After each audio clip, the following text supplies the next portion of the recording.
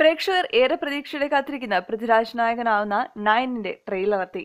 തന്റെ Facebook പേജിലൂടെയാണ് Prithviraj trailer release ചെയ്തിരിക്കുന്നത്.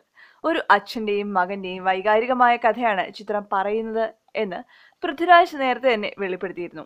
എന്തിനെയോ ഭയക്കുന്ന തന്റെ മകന്റെ ഭയം മാറ്റാൻ ശ്രമിക്കുന്ന അച്ഛനെയാണ് ട്രെയിലറിൽ കാണാൻ കഴിയുന്നത്. പൃഥ്വിരാജിനൊപ്പം മാസ്റ്റർ ആലോകാണ് ട്രെയിലറിൽ നിറഞ്ഞു നിൽക്കുന്നത്. തുടക്കം മുതലേ സസ്പെൻസ് ആണ് ട്രെയിലറിൽ നിറച്ചിരിക്കുന്നത്. ആദത്തിന്റെ ബർത്ത്ഡേ സെലിബ്രേഷനാണ് ട്രെയിലറിന്റെ തുടക്കം. 9 ദിവസത്തെ കഥയാണ് ചിത്രത്തിൽ പറയുന്നത് എന്നാണ് പൃഥ്വിരാജിന്റെ ഡയലോഗിൽ നിന്നും മനസ്സിലാക്കുന്നത്. കാരണം ഇനിയുള്ള 9 ദിവസം പേടിക്കാനുള്ളതല്ല എന്നാണ് പൃഥ്വിരാജ് പറയുന്നത്. അതുകൊണ്ട് തന്നെയാണ് ചിത്രത്തിന് നയൻ എന്ന് പേരിട്ടിരിക്കുന്നത്. പക്ഷെ എന്താണ് ആ 9 ദിവസം കൊണ്ട് നടക്കാൻ പോകുന്നത് എന്നറിയാനാണ് പ്രേക്ഷകരിങ്ങനെ കാത്തിരിക്കുന്നത്. എന്തായാലും ഇത് വെറും സയൻസ് ഫിക്ഷൻ മാത്രമല്ല, അല്പം ഹൊറർ കൂടി ചേർന്നതാണെന്ന് തന്നെയാണ് ട്രെയിലർ തരുന്ന സൂചന. ഫെബ്രുവരിയിൽ റിലീസിനൊരുങ്ങുന്ന നയൻ ഒരു സയൻസ് ഫിക്ഷൻ ഹൊറർ ത്രില്ലറാണ്.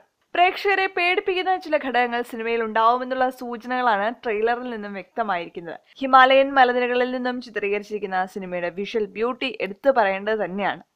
ഇന്ന് രാത്രി 9 മണിക്ക് മലയാളത്തിലെ പ്രമുഖമായ 15 ചാനലുകളിൽ സിനിമയുടെ ട്രെയിലർ പ്രദർശിപ്പിക്കും. മമത മോഹൻദാസ് ആണ് പൃഥ്വിരാജിന്റെ നായികയായി എത്തുന്നത്.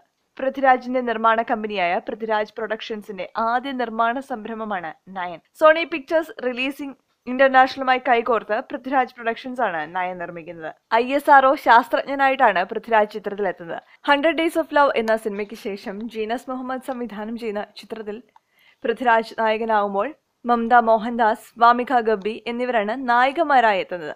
Master Alok, Prakash Raj, Vishal Krishna, Tony Luke, Shekhar Menon, Adil Ibrahim എന്നിവരാണ് മറ്റു താരങ്ങൾ.